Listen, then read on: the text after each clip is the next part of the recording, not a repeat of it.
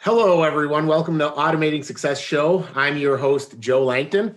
Today, I have the pleasure of speaking to Josh Ridner with Michigan State University. Josh, why don't you go ahead and introduce yourself to Automating Success's audience and maybe hit a little bit on how you and I are sitting together talking today. Sure. So my name is Josh Ridner from Michigan State University.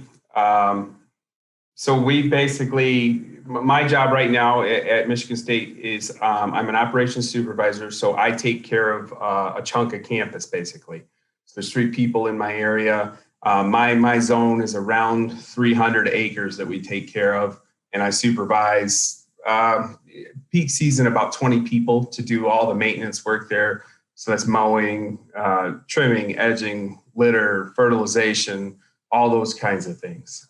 So we've been experimenting with different robotic things, and somebody from your group was looking at an automated mower that we had, and then also approached us because they had on their truck a automated sprayer, like a line sprayer for fields and stuff like that. And so from there, I got an invitation from you to check out like this green zoning conference, this online conference. And through that, we've started working and we're in talks with making one of the first green zones in Michigan on campus at Michigan State.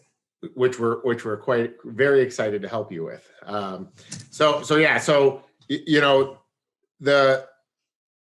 We'll kind of dive into that, I suppose, here, in a little bit. But as anyone that listens to the show knows, I always like to find out about, the younger Josh, what gets a guy like yourself interested in green zones and robotics. And honestly, one of the things I love about this industry and when you're working in an emerging industry is all the new relationships you make. So first, I want to do something I wouldn't normally do when I just meet you. I want to learn about the young Josh. So tell us about your childhood and any values that maybe were instilled in you as a young man or young boy that turned you into the man you are today.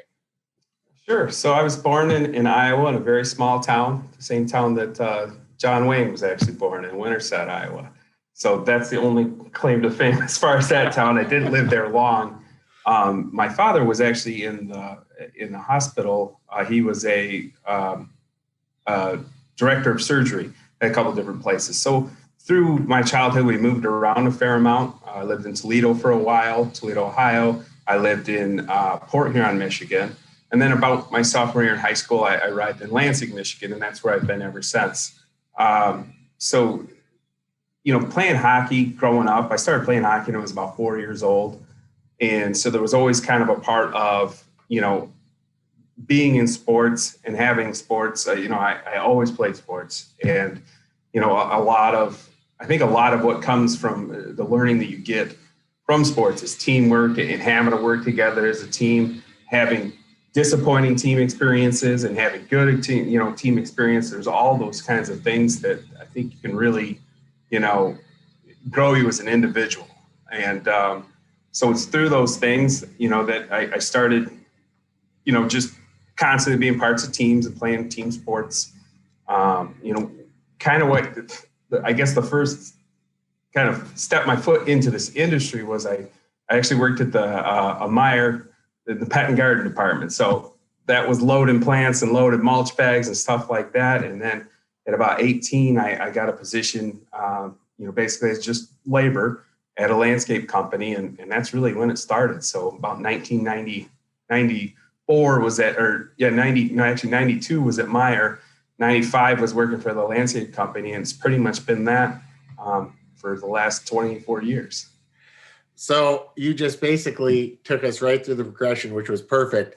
So just because usually I ask first jobs and stuff like that. So you said you started work for a landscaper. Did you work for that landscaper straight through until you ended up at Michigan State, or? No. Okay.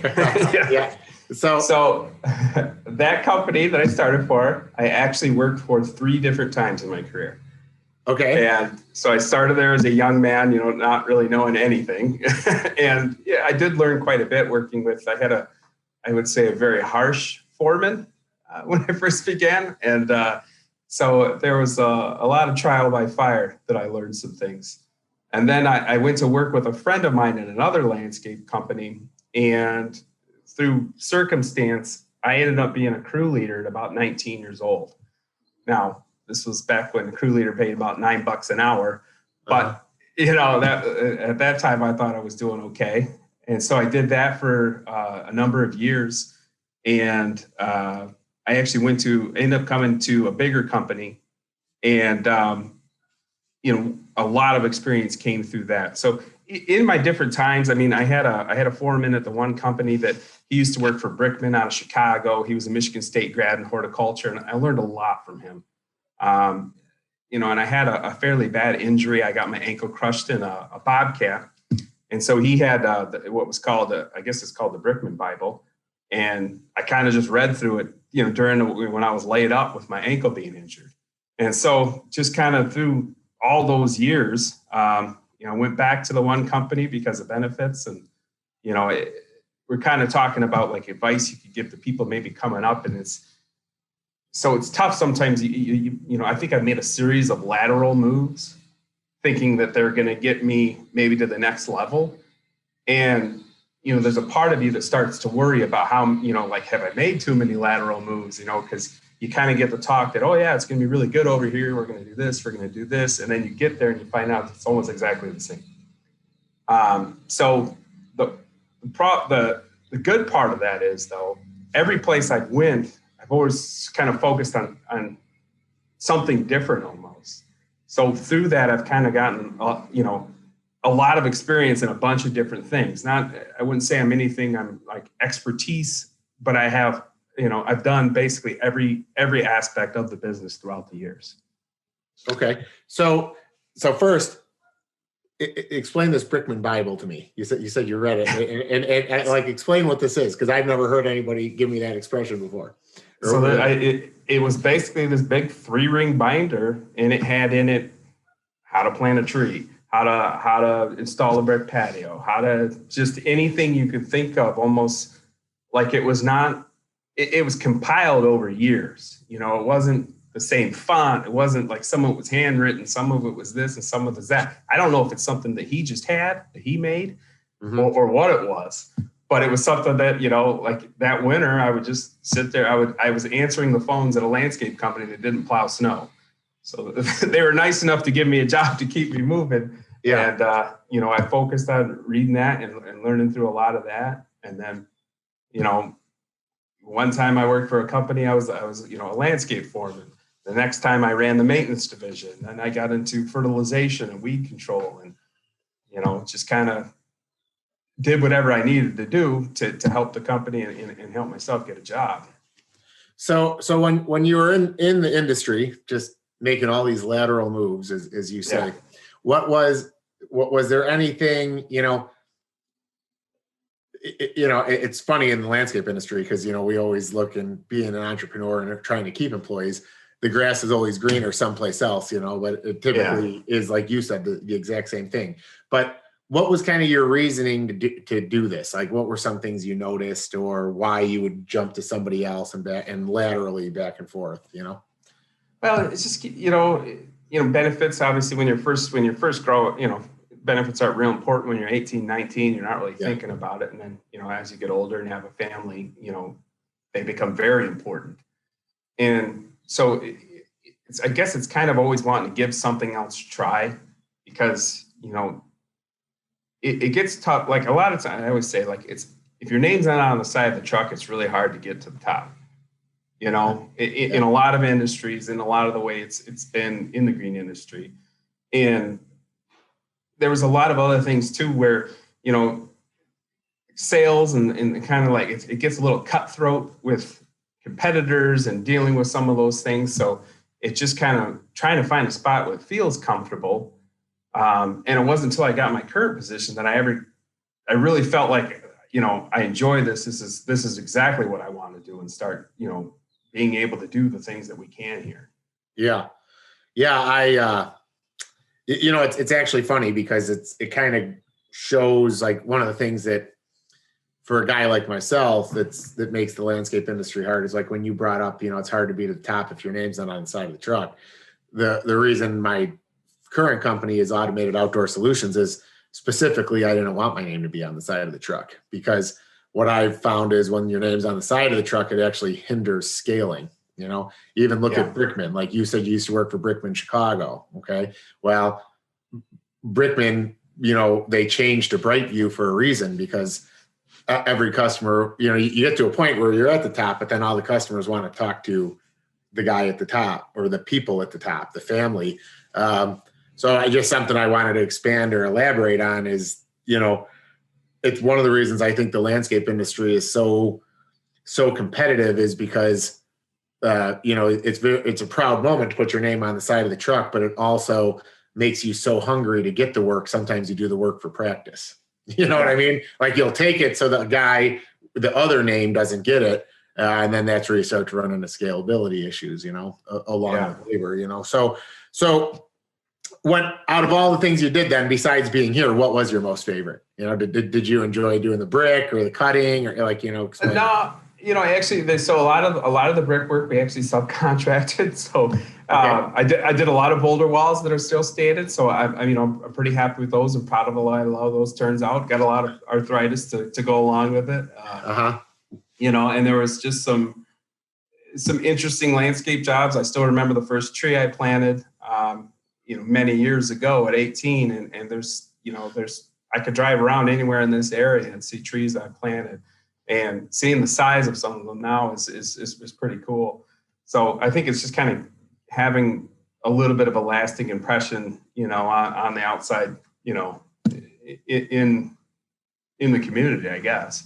No, it's an amazing industry we're in, because you can, first it kind of puts into perspective how long you've been in the industry when you start going past some of these trees and you remember putting them in a 2.5 or 3 inch caliper, and they're, 15 inch. Yeah. I mean, they're big, massive trees now, and you're limbing them up, or somebody's got to limb them up. And, so no, it is. I actually was talking to somebody about that the other day, is you start to know how long you've been in the industry when you start to notice the mature trees, that's cool. So education wise, so it's like, what's funny for me is, this about me, but I didn't expect to be, in the industry, right? I mean, I wanted to be a meteorologist, and ended up, doing electrical, and then kind of came back into the industry because I love it. And I'm an entrepreneur at heart. But did you know from the time you were working at Myers Outdoor Garden that you were going to be in this industry, or how did you end up in this industry? No, not at all. So, that's kind of, you just started planting plants, or, you loading plants. And so that was never part of it. Some of the landscape jobs that we got into the first place I worked at, were pretty cool jobs, and like full house, like a brand new house, and some of those things. So those were really cool. But it really wasn't when I probably came back to another company. It's when I really started kind of opening my mind to like learning all about it. Because before I'd just been putting it in. And so, I got my commercial pesticide applicator's license. And I was working at a time, it was called the Michigan Certified Nurseryman. And so that's where I really kind of started getting, I don't know, I guess passionate about, different plants and trees, and just seeing how they looked when they're mature, seeing how different things would, how they could dress up a landscape, all those kinds of things. So it was kind of over time. And it was always something that was kind of basically making me money. I wasn't getting rich, but, I was paying the bills, and that was about it. But, when you start, I thought about going back to school for fire science. I did that for a little bit. And, I just kept coming back to doing the industry. And then there's a point where I actually just really kind of fell in love with what I did, and the results, and putting the process in to make things better, and the problem solving you get to do with it too. So how did you end up becoming fortunate enough to be, from my perspective, in your dream job over there at Michigan State? How explain how that opportunity presented itself for you? So that opportunity presented itself out of kind of a setback. So I had I started a snow division for a company that never really had a snow division. And I was looking to go away for a Saturday with no snow expected. And I said, can I have a Saturday off? And it was not received very well that I was asking for that day off, even though it was a weekend day, and we had somebody to cover some of the routes we had. So I ended up taking the day off, took a Saturday off, and they had a little bit of an ice, not like an ice storm or anything, but they had to go out and check the walks real quick. Guy was in there for 2 hours. So when I got back, all of a sudden, my job was to split wood for 30 hours a week in one of the coldest winters we ever had. So that's all I did all day was split wood. And I think my wife found a Craigslist ad for Michigan State University between an equipment operator. So operator one temp. So I applied for that position. It was a labor position. I applied for that position and they said I didn't get the position. And then but they said, we have another position we'd like you to apply for. So I applied for the operator position. I received that position and I worked in the site installation crew. So the landscaping, hydro seeding and the bark blower and grading seeding. I worked for that for 2 years. And the first job that came available was a supervisor of one of the gardening crews. And that's where I'm at now. So that's interesting to me that one snow event. So I want to expand on that a little bit because people don't understand. I don't think people understand the snow industry enough and how stressful and basically how when you're in the snow industry, you have zero life. It's actually kind of one of my passions in automation is to blow up automation for land, like for cutting grass so that there's enough money in R&D to get equipment to de-ice and plow snow. So how many people worked in that division? I mean, you took off, you were gone for 2 hours. Was it you and just that guy? What was the reason they were so upset about it, It was a transition period that the company ended up selling out very quickly after that. It had been a long-standing family-owned company in the area. The owner was getting out of business. There was kind of influx of who was taking over and some of those things. And it's just, I believe I just rubbed the person the wrong way that decided that it was a big deal that I was missing this one day, though I'd never missed any days. Yeah. And, my wife and I just went to stayed in a hotel overnight just to get some time together kind of thing. And it was a big deal. And that really upset me because, it's not like I wasn't asking for a vacation day. I wasn't anything extravagant, and it became a huge deal.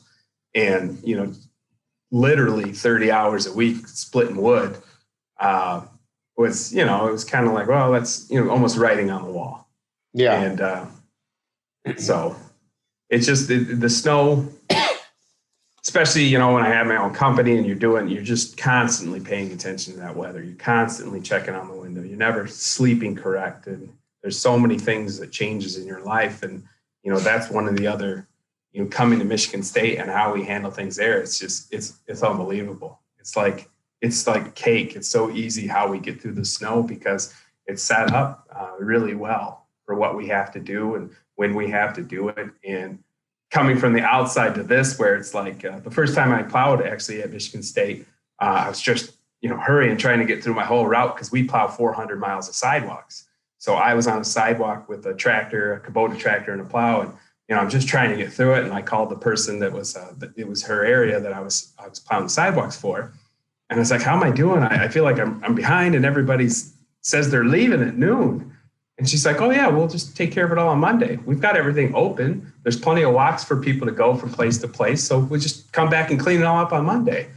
And it just blew my mind, like that's, honestly, my mind just got blown. I almost had a mini stroke when I heard that, but if you think about sidewalks in a normal city setting or even, a lot of like a shopping mall or something like that, oftentimes it's not 100% clear within, 12 hours of a storm where we're 100% clear in probably 24 hours. Yeah. And so we could do that in phases where as long as we've got enough of the campus open 80, 90% of the campus open. We'll just do the details when we come back the next day. And it was just, you always knew when you were going to plow. It was like I said, it was really coming from the outside to something like that. It was unbelievable.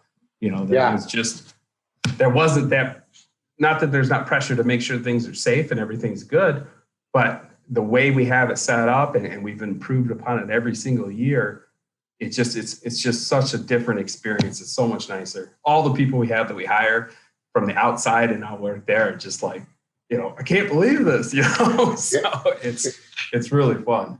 Yeah. So why do you think that you guys, what do you think changes, being at Michigan State versus to the private sector? Is it because Michigan State works with you guys because you're really Michigan State employees versus, I'm just kind of taking an assumption here. In the private sector, at the end of the day, you're a contractor working for somebody else and nobody really cares to just take full advantage of their contractor. Is that what you think it is, or is your system or process that much better?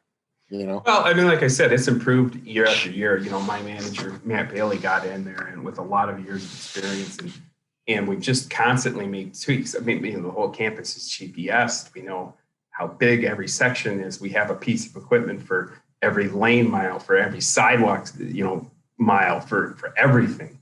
And when you have that many people working on one goal, it doesn't take really that long to get it like hammered out.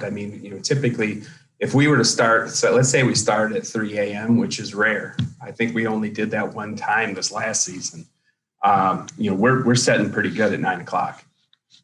So how many people do you guys have doing, you said you have 400 miles of sidewalk, but how many lane miles, how many acres of parking lot?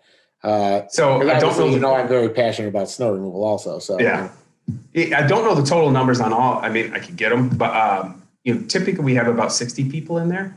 Okay. And so last year we had a little bit less, but we, just because of COVID and everything. So what we've been able to do in the past is we actually get to send our people to work for custodial, which is another, they make the same wage. They're still getting 40 hours a week. When it snows, we call them up and say, hey, we need you for snow. And so that's been a really good partnership. Again, something so much different than the outside, that you're on, you're getting paid. You're not getting laid off. Yeah. And, the other thing of it is we have an ERT team, which is usually about 10 individuals. We take turns with that. So every 3 weeks we rotate and it's a different team. So, every week for 3 weeks we rotate. And so you're on for a week, and for that week you're going to stay after or maybe come on early, but the next week you're not. So it's knowing when you're actually 100% on call, or there's none of that. Back in the day when you're working for somebody, it's like, oh my God, are they going to call? Are they going to call? Are they going to call? Yeah. And you can't sleep because you're worried if they're going to call. I know it's one of the things that I'm always trying in the private sector, always trying to figure out to make better, for our people. And you just kind of realize, like, I can put every call out system, and when we do a on call, we'll say, like, we're thinking sometime between 2 and 4 a.m., but get your sleep. We'll call you, and it never fails. 2 o'clock in the morning, somebody calls and wakes us up and says, hey, did you forget to call me out? And it's like, it's not snowing yet, but it's like, yeah, it is, it's, the thing with the industry and what I found is it's local market, it's like in the Midwest, I actually personally, whenever I drive into Michigan, I'm surprised at how the roads look. Cause like in the Chicago market, there is zero tolerance. Literally, like, it's kind of getting to the point where they don't even want it to accumulate. I have customers that are like, how do we keep the parking lot wet the entire time it's snowing? And it's like, heat it. Heat pavement. Like let's heat it, Yeah. So, but with all the slip and fall liability, it's what puts the stress on the labor because it just gets passed down, and the end person doing it are the laborers doing the clearing. And now, they're coming up with all the chloride initiatives to use less salt, and it's going to put an even bigger strain on the labor market, because if you have to use less salt, you have to scrape more, and that's less time people can sleep. And there's less and less people that want to be up in the middle of the night pushing snow, Yeah, definitely. I mean, it's funny because at Michigan, on Michigan State, like we get comments all the time, and it's 100% true. As long as you can get on campus, the roads are going to be fine. Yeah. And that's what I mean. Our roads are they're perfect, and it's crazy how quickly our sidewalks are too. I mean, it's, we're talking, we've got a couple inches, 2-3 inches of snow cleared in very little time. With how we've got it all mapped out and figured out, and working on different team-based strategies this year, which worked out really well with having less people, and hiring has been crazy this year too. It's just, we got some really good people in, but it was just, man, we had, it was a very limited pool of people applying, so it really made things tough. But so we're moving forward. We're actually gaining some people. So that's been kind of nice too. Kind of excited to get back to a little bit more normal as far as staffing level, because last year we were pretty much skeleton. Now, and your staffing issue was because of COVID, or was it because of budget cuts because of COVID? It was budget cuts because of COVID. There were some things like where, we would send so we're a union environment. So we have Labor One temporary employees, which is basically a full-time employee, 40 hours a week, where we would send this custodial. Custodial didn't need them because there was no students in the dorms. So then it's just the snowball of that. And so you kind of figure out your staffing levels pretty quickly. Now we're starting to say it really looks like, even though we're having a surge or whatever right now, it really looks like we're kind of getting back to some set of normalcy. Expecting 75% of the students back on campus next year in the fall, and then getting ready for that. We actually have a really big it's called Malagma. It's a conference that goes on between all the schools in the Big Ten. So we were supposed to host it last year, and then we postponed it this year. And now I think we just recently postponed it to next year. So all the other schools are giving us a bunch of crap because we've got 2 years prepared to have everybody walking around on campus, So what does that do? What's it for? So they started this conference in like 1974. They actually used to meet in O'Hare Airport, and it was all the grounds supervisors from all the Big Ten schools. And it evolved into like a 2-3 day like walking bus tour around all the campuses. So the first year I got to go to Penn State, which is an unbelievable campus. They do a really good job out there. We've got to go to Minnesota. That was really cool in an urban setting. And then we went to Indiana, which was, so we've got to see a lot of stuff. So it's all these people from all these other schools, and they go and they tour the whole university, and, you show them the good, the bad, and the ugly kind of thing. Just talk about the things you're dealing with and trying to, you're working together to solve problems, which again is so much different than the outside, because if somebody figures something out, they're not telling anybody. That's their little niche. So it's been really fun learning from other people, and then them learning from us too. Well, I really got to make sure we've got a lot of robots set up by the time you guys have those people touring, because that sounds like a pretty big deal, and it's pretty exciting, So and you are right. It's one of the things I'm trying to change in the industry, and that's what makes the automation industry so cool. Is at the end of the day, what are you hiding? It's like a unit does 1.25 acres, a unit does 5 acres. Mm-hmm. So, a lot of people think it's kind of crazy that I do the podcast and I share with people, but it's with automation, I'd almost rather share so everybody does it right, so that it does help the industry, because, do you guys find, we've kind of been down the rabbit hole of snow removal, but do you think it's easier to find snow removal people or people to cut the grass for you at this point? Or is it about the same? Elaborate on that, So basically, it's definitely easier to find people to work in the summer. Basically you're working on an arboretum, we've got, so it's a pretty amazing work environment just in scenery alone as you go through the day to day. You've got Sparty right here, and you've got the Spartan Stadium, and you're working around all these iconic places. So it's definitely easier to find people to work in that season. And then the budget, structure, we keep people, our core group of full-time employees, they stay on. They're there 40 hours a week, every single week. There's another oddity too. You want to take a vacation around Christmas? No problem.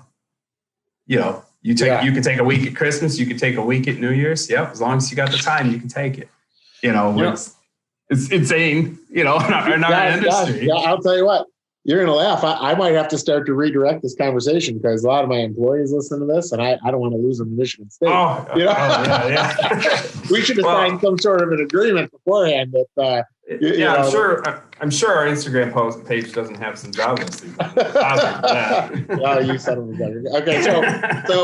So I mean, shit, if I ever get bought out, maybe I'll come and work at Michigan State. So you've obviously been in the industry for a long time. What are, and we both mutually, I believe we love the industry.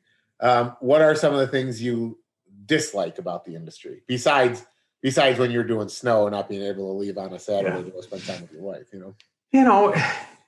It does become a lot, like I said, it is pretty, I guess I've used the term cutthroat as far as, it's disappointing when you have like a customer interaction where, you'll bid a job and you bid a job when you know what you need to make on a job because you know how much this costs and that costs and you know where your dollar rate should be. And you bid a job knowing that I'm not, making a giant profit on this, but I'm definitely covering costs and I'm making a little bit, which is where we need to be. Yeah. And, the customer will say something like, well, the guy that did it last year did it way cheaper.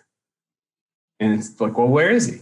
Yeah. He's completely out of business and we know he's out of business, but it's like the bar just keeps getting dropped down because of that.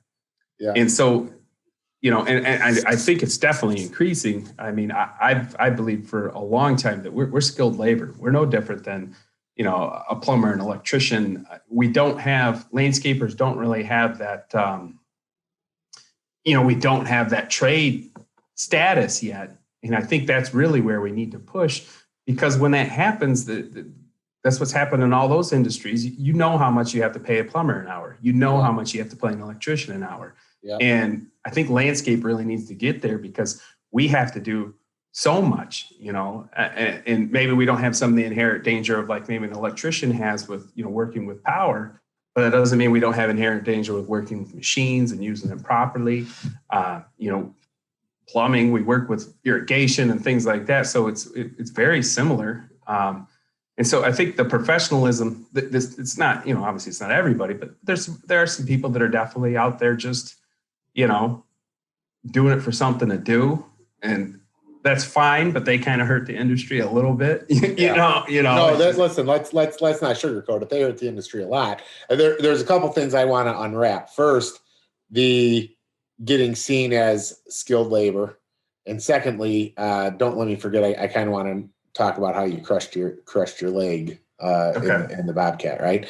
But so let's start with the skilled labor thing. So I work for a builder, and I'll tell you, I'm going to share a story with you that was it's a pet peeve of mine. So, because we're so heavy in snow removal at Langton and I have all these skid steers and front unloaders and backhoes, we can do things that other landscapers can't do because I have all the stuff to push snow with, So I can't tell you how many builders I've worked for and they get let down by their excavator. And then they'll call and they're like, hey, can you give me a price? I need this dirt moved off this lot so we can do this or whatever. Okay. And we do it. And I'll charge them $150 an hour. And they'll call me and they'll go, hey, I think there must be something wrong. That's what my excavator charges me. And I go, well, yeah, I did the same thing your excavator does. Well, yeah, but you're unskilled labor. Yeah. Dude, I mean, nothing pisses me off more. I mean, not only do we have the same equipment they have, but we actually were able to fix the problem. There has to be a value in problem fixing, not even problem solving. Like their problem was there's dirt on our lot. We need it off. We fixed the problem. I should have double charged them because I could actually allocate the equipment for them. I never understand it. And I think the reason it happens is there's not enough people like you and I that are willing to just be upset about it or say like, this is ridiculous. There's so many people that are just like, that'll actually apparently, because this has to be, this is the only thing I can think of, that would say, oh, okay, well, I get it. Well, what do you think I'm worth? Okay, pay me that then. It's about getting people to understand their worth, you know, because yeah, it's the same work, and then, and then look at you, when you look at the risks. So it's like, explain how you crushed your leg in that Bobcat. So it was a long time ago, but I think I was probably 19 years old. And we were moving potted plants around in a nursery in the wintertime, getting it set up to do a Christmas tree operation. And I needed a knife or something, and the guy that was operating it had it. And so I stepped up on top of I was up on the bars, the foot bar, and he was handing me something. And when he accidentally pressed the boom to come down. Bobcats used to have a plate like between the load arm and that, there wasn't much room before that. Now it's like tubes. So basically my ankle got crushed into itself. I was held by the 3,000 pounds of pressure just by basically my ankle being pinched by the machine. So that, it basically compacted my calcaneus bone, which is your heel bone. And then, I had a lot of atrophy from my Achilles tendon shortening up, and all kinds of things came from it. So not good. I feel it every time the weather changes now. I can feel it in that left heel. So that's a terrible story. So what did they do to rebuild it then? Nothing. It's just, okay, it's crushed. It is what it is. Yes. Heel, and that's it. Yes. So I thought maybe you had some bionic ankle or something, No. So no, nothing really happens with that one. No. Yeah. Well, so are there some, I always talk about some mentors, so do you have any people looking back on? You obviously worked for different companies, had different experiences. Do you have any great mentors that you kind of had? Yeah, there was a guy, Tim Holbert, that I worked for, back in the day, and he was kind of the, behind the Brickman Bible there. And he had a horticulture degree from Michigan State. He also spoke fluent Spanish, so that helped with some of the workers that we had from time to time. And, I learned quite a bit from him, and it was one of those things, looking back, you didn't really realize how much you learned from him. And you didn't always like the way you were taught, but you were definitely learning things. Yeah. And then I really got into, I learned quite a bit of the chemical side of thing as far as, weed control and some of the things you can do with some of these products. There's a guy that works that I constantly call Mark McCoy from Harrell's. And he's just a wealth of knowledge for me. And so it's just people like that are excited about the industry and solving problems kind of thing that really set it apart. And my current manager at Michigan State University is very, very knowledgeable and just kind of energetic and, excited about things. So that helps too. Yeah. Yeah. So, and you said you were in business for yourself for a little while, right? Yeah. All right. So how long was that, and what caused you to change that path? So it was 2008 during the recession. Oh, so terrible. Yeah. Yeah. So the first year I had as much mowing. Actually, the company that I left and then I started my own business gave me all of the mowing. So I had all their mowing maintenance. So I had as much mowing maintenance as I wanted. And then I had some landscape jobs I was doing as well. It's pretty funny how the world goes. It's actually 4 houses down from me now, from where I live now, is one of the landscape jobs I did when I had my own company. So it's still there. It was a tiered boulder wall by a pool. And, it came that thing, and you said it, you mentioned it earlier, where if you're not the person there doing it, like if Josh isn't there taking care of the lawn, or Josh isn't there putting the mulch in, customer's always upset. I could come there and do the same exact work as the people that worked, for me, and there'd be no problem at all. But then, if somebody, I don't like the way that this was done or that was done, and every single time, and it's just, there was no, and I didn't have the business acumen to figure out how to get off the machine and sell more jobs. And it just kind of, it was dawn to dusk every single night, and it just wasn't working. So I basically had I actually met somebody that used to work for another company, and they started a lawn division, and we kind of merged almost together, and we had a pretty big corporate contract that helped us expand a lot, and we did that for a number of years until that kind of fell by the wayside too. So it's like it's boom or bust. It always seems, you get that one big contract and you're rolling really well. That goes away, and it's like, oh, how do we fill the hole? Yeah. So you would think I trapped you into this, but you just kind of stepped right into it. So it's awesome. Why do you think that company was so willing to give you all of their mowing? Well, mowing's almost so mowing. You can think about mowing in a couple different ways. Like mowing's a loss leader, so you can go in there and you can make, we might not be making a ton of money, but we're gonna do the mulch, we're gonna do the installs, we're gonna do all those other things. Or mowing can be like you could actually have it be profitable. So when I took over that mowing division, when I worked for that company, I think we were operating at a 33% loss, and in the first year we were at a 10% profit. So it kind of like we turned into, you can make it profitable if you're routed correctly, if you're doing the right spots, and if you're charging enough. Yeah. But mowing can also be an absolute headache. Yeah. You can make tons of money doing sidewalks, probably more money than plowing if you were just a single contractor or a guy on your own. Yeah. But nobody wants to do sidewalks because nobody wants to do sidewalks. Yeah, exactly. Yeah. So mowing, it could be that loss leader. It can get you some of those other jobs. It can be profitable if it's done right, or it could be a constant headache where you're ticking off a customer every single week just because you're never going to meet their expectations. Yes. And then they give you a bad review, and it's tough. But there's an art to it, and there's a science to it, and there's definitely skill and talent in doing it. It's just now it's tough, because it can also bring a lot of problems. Yeah. So obviously everybody that listens to the podcast knows why I'm so passionate about robotics, and literally the what you just said is why I'm so passionate about it, because what I've always found is, yes, big companies lose money on mowing. Some are 3%, some make 3%, and some lose 33%, as you just said. Mm-hmm. But the smaller contractors, typically all the ones that have their name on the door, and it's them and a few people, if you ask them, they're pulling a profit until they start to try to scale, and then they fall into the same trap. Yep. The equipment's expensive.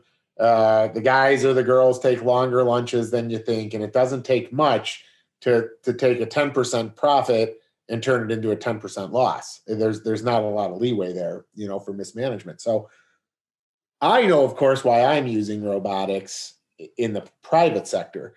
But, obviously when we met, you got the Swazi, you have the left hand.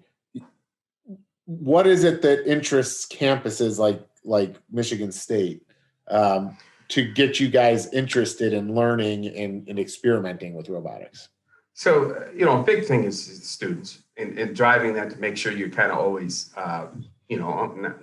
relevant, because you can't always do something the same way and expect, that it's not going to, you can let things pass you by, and there's going to be different things out there. There's definitely what first kind of started the lean towards it was at one of these conferences at Malagman concert.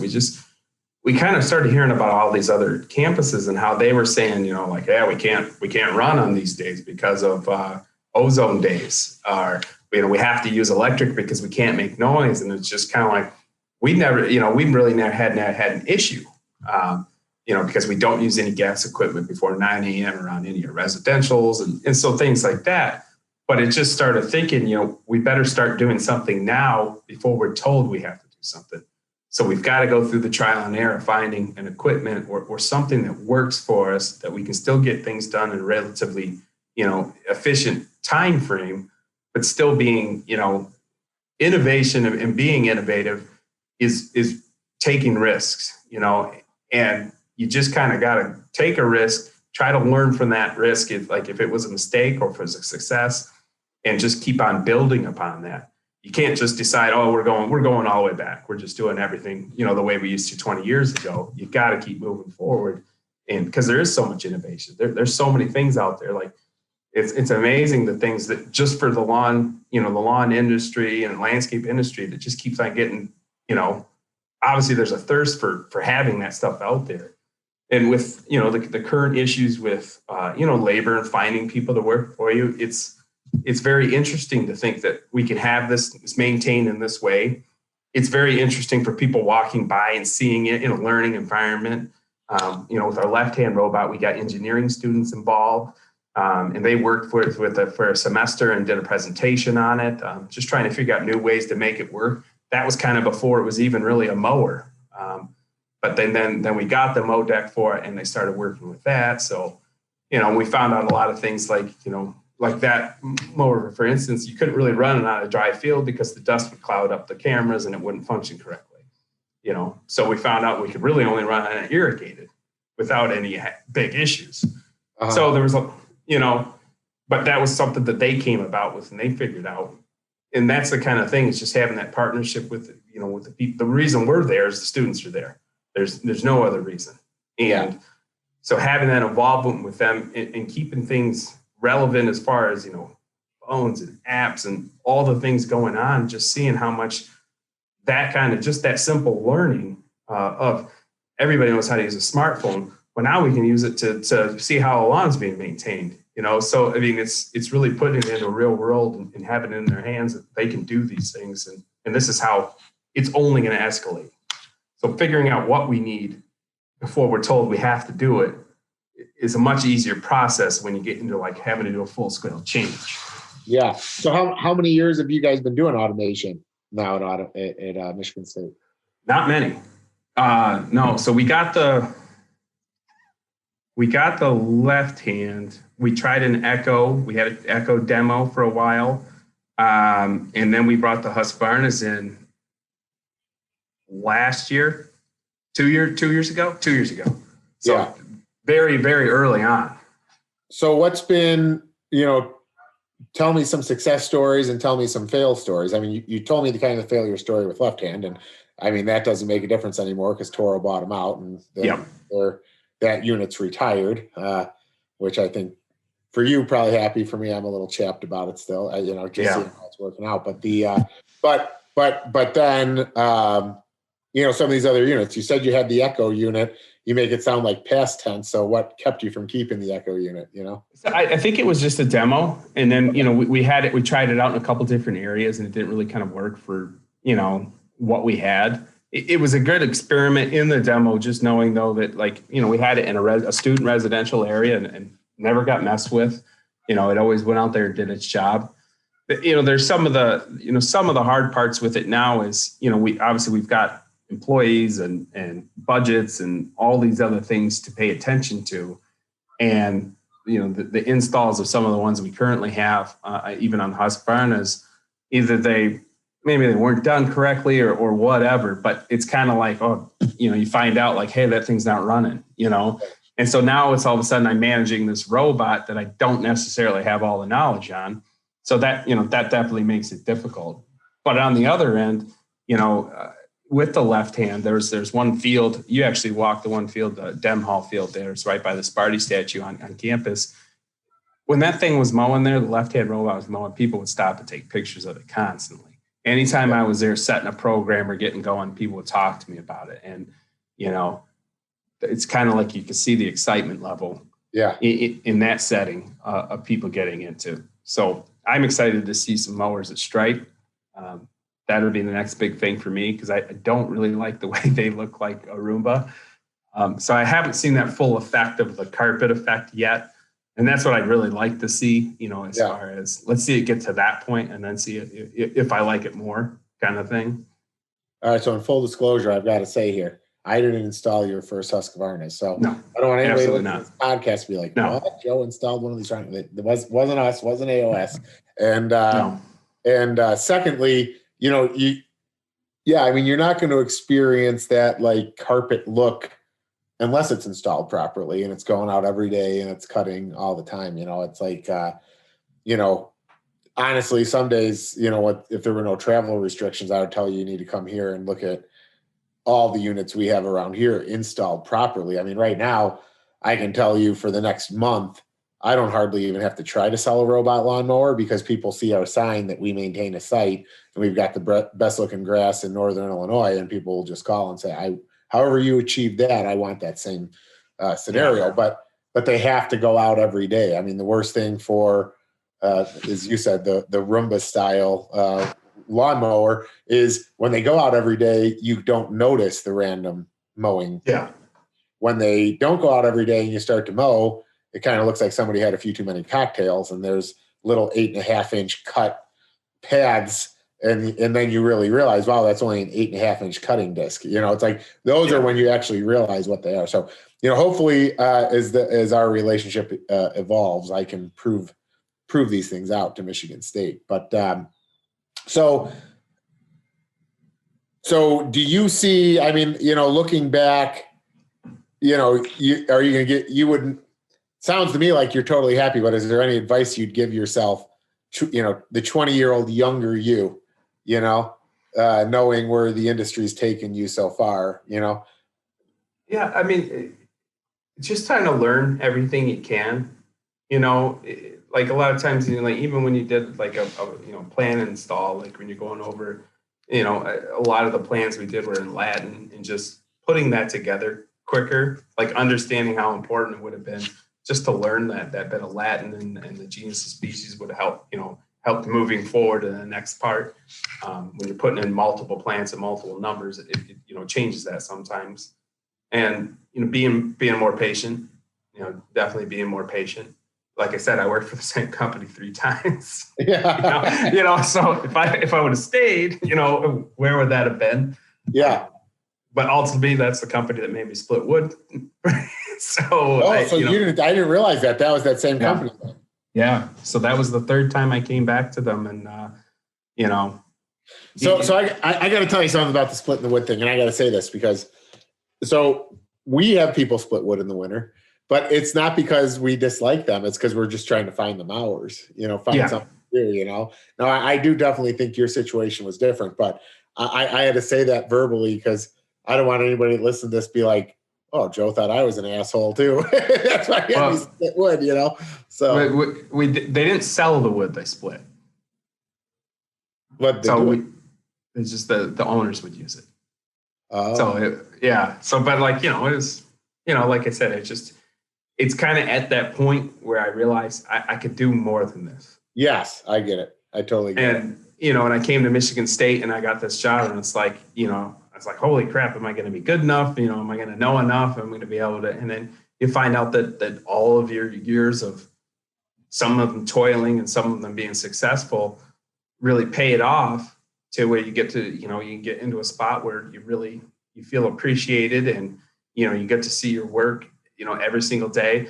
That part of it's changed too. You're not going house to house, neighborhood to neighborhood. You're always going to the same spot, you know? So if a part annoys you, it's like, yeah, we got to clean this. We got to fix this, you know, we got to do this. And then you just, over time, you just start seeing where you've made repairs and you made improvements and you made, you know, a really good impact on the place that you're taking care of. So does Michigan State have I mean, it sounds like you're really happy with your experience there. And, you know, are there certain core values that they have for your department? Okay. Can you share some? Yeah. So a lot of it's very heavy with, I don't know our mission vision statement. It's very long. I'll tell you that. But our at the core, it's people, partnerships, and stewardship. So it's about having a relationship with the people that, you know, everybody we see is our customer. It doesn't matter who we see. They're our customer. Students are our customer. The people that are just walking on the campus are our customer. You know, the faculty is our customer. Everybody's our customer. And then the partnerships we can have with student groups, you know, they're the reason we're there. You know, they pay tuition to go to learn, you know, whatever they're going to go into school for. And we're just trying to provide the best environment for them to study and have a great college experience. And then stewardship is taking care of the money as far as, it's a state, we do get funding from the state. We do get money from, obviously, from the people attending. And there's money involved in grants and things like that. And just making sure that we're, being really good stewards of the money and making sure it's being spent properly and not wasting those things. So that's kind of, that. The other part of it is they're really, really engaged on having people be T-shaped employees. And that's something you can Google and look up. And it's basically, so like the base of the T is what you come to the table with, right? And then the top of the T is everything else. It's like global understanding, it's empathy, it's creative innovation, it's collaborative communication. It's all those other things that you can just start improving upon yourself, and then just make you a little bit more dynamic, a little bit more, successful, and probably, a lot happier once you get through those things. So it's definitely coming from the land of, being a landscaper and stuff. It's like, what? Just trying to figure it out. But then once you start really getting into it and seeing, it really builds on yourself a sense of self-worth, like, whereas before you've just hoped you were the guy that ran the zero turn, now you're in this, you're in one of these, this unbelievable campus, and you're getting to take care of it and meet people and help people. I had a student that worked for me. We worked together on the site crew. He was a student employee that worked for me. And then he worked for me a couple of years when I was a supervisor. And so now he went back to school, and then he's wants to become a golf course superintendent. And he called me the other day, and, we probably talked for about a half an hour, and he was asking me questions about different stuff. And it's like, just being to share that back with him and help him in his next step and all those things has been, it's been really cool that you get to build people up. You get to try to help people get to that next level. Well, you're mentoring them. Now, one day they'll be listing you as their mentor, and that's actually pretty cool. Yeah. So is that the person you actually sent his contact over? Yeah, Jerry. Yeah. We got to reach out. He hasn't responded back yet, but I think he's been pretty busy at his. No, I assume this is the season. So. Yeah. All right, so this is the big one, and I got to tell the audience. Typically, my people, they get, they know some of the questions we're going to ask in advance, but somehow or another, Josh did not get them. So, quite frankly, I have to say first, these are some of the first times Josh has heard any of these questions, so he's doing a great job. But this one stumps people even when they know it, so don't judge. So, I typically ask what you want your legacy to be. In life or at Michigan State or whatever, like what do you want people to remember you for there? So my legacy at Michigan State, I really want to improve the turf and the condition of the turf. So that's one part of it.